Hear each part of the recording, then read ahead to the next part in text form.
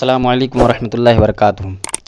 जैसा कि आप तमाम हज़रात थंबल ही से जान गए होंगे कि मसला किस चीज़ के ताल्लुक़ से है, तो चलिए बग़ैर किसी ताख़ीर के मैं 2-3 बात आप तक पहुंचाने की कोशिश करूं। पहली बात तो ये है कि मुश्त ज़नी से क्या रोज़ा टूट जाता है या नहीं।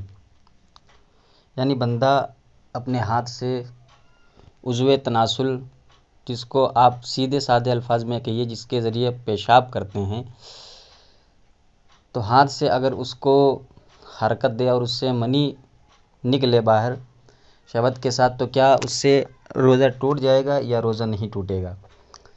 दूसरी बात, अगर कोई बंदा मोबाइल या कंप्यूटर, लैपटॉप वगैरह के ज़रिए या और जो चीज़ जो आले हैं फ़िल्म वगैरह देखने के, इनके ज़रिए अगर जो कोई गंदी फ़िल्म जिसे देख रहा हो और बेदारी ही की हालत में देखते ही देखते मनी शहवत के साथ ख़ारिज हो और इंज़ाल भी हो जाए, तो क्या इस सूरत में भी रोज़ा टूट जाएगा। और तीसरी बात यह है कि बंदा सो रहा था, एक शख्स सो रहा था और जब उसकी आँख खुली तो देखा कि उसके उज़्वे तनासुल से, उसके अपने उज़्वे तनासुल से मनी ख़ारिज हो रही है और हाथ भी उज़्वे तनासुल से तनासुल को हरकत दे रहा है। यानी एक आदमी सो रहा था, जब उसकी आँख खुली तो देखा कि उसका हाथ भी उसके उज़्वे तनासुल से छेड़छाड़ कर रहा है और मनी भी साथ में निकल रही है।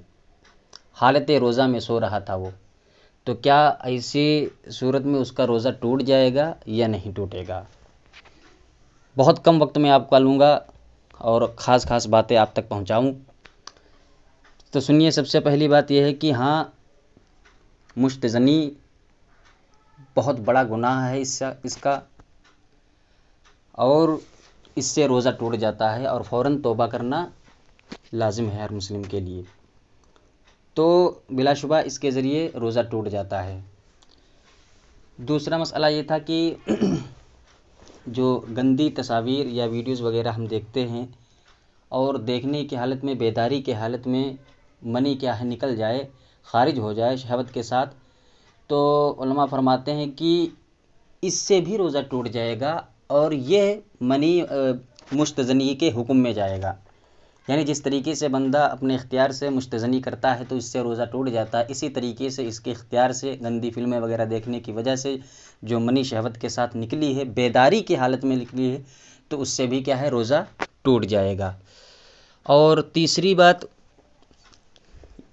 ये बयान की गई थी कि बंदा जब सोकर उठा तो देखा कि उसके उज़्वे तनासुल से मनी निकल रही है तो अब हाथ भी उसको उज़्वे तनासुल से छेड़छाड़ कर रहा है, तो ऐसी सूरत में उसका रोज़ा टूटेगा या नहीं टूटेगा।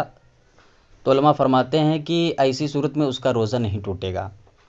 यानी बंदा सोकर उठा, देखा कि उसके उज़्वे तनासुल से मनी निकल रही है और हाथ भी छेड़छाड़ कर रहा है, लेकिन इसके बावजूद उसका रोज़ा नहीं टूटेगा। क्यों?